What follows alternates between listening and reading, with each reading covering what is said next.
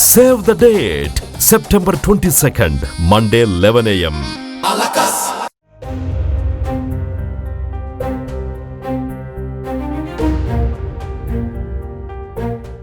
సనాతన ధర్మంలో పితృకర్మలనేవి సాంప్రదాయంగానే కాకుండా వాటి వెనుక లోతైన ఆధ్యాత్మిక తత్వశాస్త్రపరమైన నమ్మకాలు ఇమిడి ఉన్నాయి. పితృకర్మలు నిర్వహించడం అంటే మనకు జన్మనిచ్చిన జీవితాన్ని ప్రసాదించిన పూర్వీకుల పట్ల కృతజ్ఞత, గౌరవం చూపించడమని పెద్దలు చెబుతారు. 2025 సెప్టెంబర్ 21న పితృపక్షం ముగింపు రోజు అంటే మహాలయ అమావాస్య రోజున సూర్యగ్రహణం ఏర్పడనుంది. ఈ అరుదైన ఖగోళ సంఘటనకు చాలా ఆధ్యాత్మిక ప్రాముఖ్యత ఉంది. అయితే 100 సంవత్సరాల తర్వాత ఈ రెండు సంఘటనలు ఒకే రోజు రావటం విశేషం. సాధారణంగా ఏ మాసంలోనైనా అమావాస్య రోజున పితృకర్మలు నిర్వహిస్తారు. కానీ మహాలయ అమావాస్యకు ప్రత్యేకత ఉంది.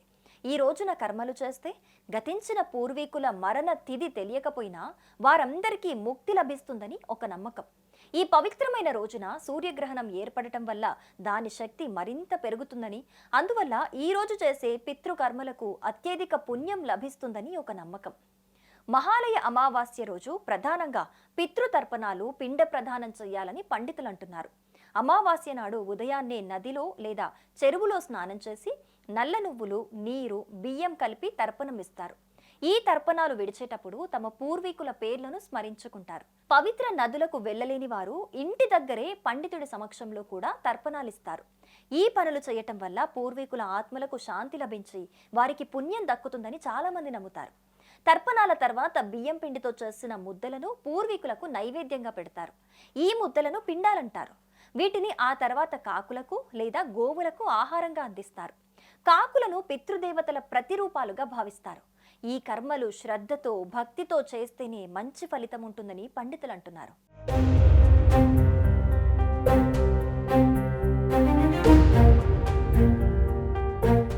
అయితే 2025 సెప్టెంబర్ 21న ఏర్పడే సూర్యగ్రహణం మన దేశంలో కనిపించే అవకాశం లేదు. ఇది ప్రధానంగా దక్షిణ అర్ధగోళంలోని దేశాలలో మాత్రమే కనిపిస్తుంది.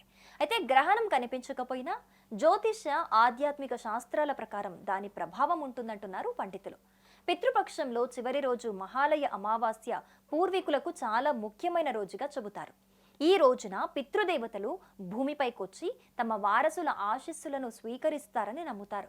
ఆ రోజు శ్రాద్ధ కర్మలు, తర్పణాలు, పిండ ప్రదానం చేయటం ద్వారా పూర్వీకుల ఆత్మలకు మోక్షం లభిస్తుందని, కుటుంబానికి వారి ఆశీస్సులు లభిస్తాయని చాలా మంది విశ్వసిస్తారు.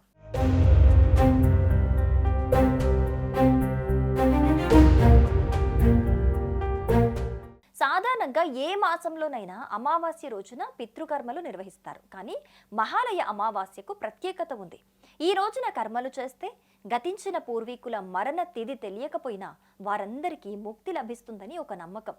ఈ పవిత్రమైన రోజున సూర్యగ్రహణం ఏర్పడటం వల్ల దాని శక్తి మరింత పెరుగుతుందని, అందువల్ల ఈ రోజు చేసే పితృకర్మలకు అత్యధిక పుణ్యం లభిస్తుందని నమ్ముతారు. చనిపోయిన పూర్వీకుల ఆత్మలు తిరిగి జన్మను పొందే ప్రక్రియలో ఉంటాయని, ఈ కర్మలు చేయటం వల్ల వారి ఆత్మలు ఈ ప్రక్రియలో సులభంగా ముందుకు సాగటానికి సహాయపడుతుందని నమ్ముతారు. సరైన పద్ధతిలో కర్మలు చేస్తే ఆ ఆత్మలు మోక్షాన్ని పొందే అవకాశం ఉందని, దీంతో వాటికి పునర్జన్మ బాధలుండవని భావిస్తారు. పితృకర్మలు సక్రమంగా నిర్వహించకపోతే అది పితృదోషానికి దారితీస్తుందని కూడా కొందరు నమ్ముతారు. ఈ దోషం వల్ల కుటుంబంలో సమస్యలు, అనారోగ్యాలు, ఆర్థిక కష్టాలు వంటివి వస్తాయని కూడా అంటారు. కర్మలు సరిగ్గా చేయటం వల్ల ఆ దోషాలు తొలగిపోయి కుటుంబానికి మంచి జరుగుతుందని విశ్వసిస్తారు.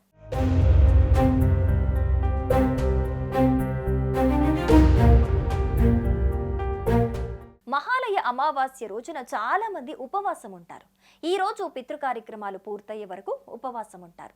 పితృతర్పణాలకు ముందు పూజలు, ప్రార్థనలు మాత్రమే చేస్తారు. సాయంత్రం కర్మలన్నీ పూర్తయ్యాక మాత్రమే భోజనం చేస్తారు. ఈ రోజున దాన ధర్మాలు చేయటం చాలా ముఖ్యం. పేదవారికి, బ్రాహ్మణులకు అన్నదానం, వస్త్రదానం చేయటం వల్ల గొప్ప పుణ్యం లభిస్తుంది. అలాగే తమకు తోచినంత ధనాన్ని దానం చేయటం కూడా చాలా మంచిది. దానాలు చేయటం వల్ల పితృదోషాలు తొలగిపోతాయని, కుటుంబంలో సుఖ సంతోషాలు నెలకొంటాయని ఒక నమ్మకం. దానం చిన్నదైనా దాని ఫలితం మాత్రం చాలా గొప్పగా ఉంటుంది.